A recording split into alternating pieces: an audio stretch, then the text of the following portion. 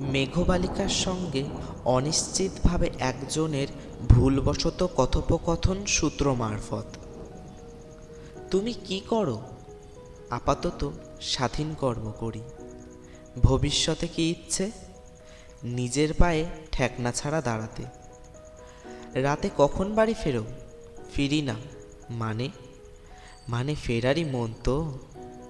ব্যক্তিটি বুঝতে পারল যে মেঘবালিকার কাছে তার অনধিকার প্রবেশ ঘটেছে। যাই হোক, আপাতত মেঘবালিকা এখন অচিনপুরে এক লাইব্রেরির নিয়মিত যাত্রী। সেখানে তার সাথে পরিচয় হয় এক আগন্তুকের সঙ্গে। কর্মসূত্রে সে ওই লাইব্রেরির ভারপ্রাপ্ত কর্তা।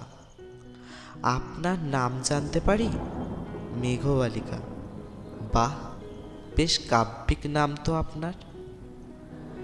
আমার নামটা যেমন কাব্যিক, আমিও তেমনি ছান্দিক। আপনার কে কে আছে? কেউ নেই। আমি বাউন্ডুলে ঘুরি। যে আমাকে বাসবে ভালো, আমি তার আকাশেই উড়ি। তাহলে তো আপনার সঙ্গে বন্ধুত্ব করাই যায়। তা যায়, তবে আমি বেরসিক। মানে আমি উপন্যাসের খণ্ডের মতো, যত পড়বেন ততই পড়তে ইচ্ছে করবে। বুঝলে না? নিশ্চয়ই। ঠিক তাই। আসলে আমি বানভাসী। আমাকে বুঝতে হলে বৃষ্টিতে ভিজতে হবে, আর যদি না ভিজতে পারি তবে এখানেই সমাপ্ত। যাই হোক, অনেক কথা হলো, এবার আসি। আর হ্যাঁ, আমাকে খোঁজার চেষ্টা করবেন না। কেন? কারণ আমি পুরাতন পাণ্ডুলিপি ধূসরতা পছন্দ করি, যদি ভালোবাসি।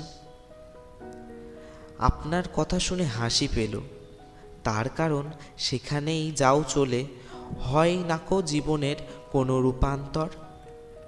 এক ক্ষুধা, এক স্বপ্ন, এক ব্যথা, বিচ্ছেদের কাহিনী ধূসর। ম্লান চুলে দেখা যাবে, যেখানেই বাঁধো গিয়ে আকাঙ্ক্ষার ঘর। জীবনানন্দ পড়েছেন? পড়ে নেবেন, উত্তর পেয়ে যাবেন।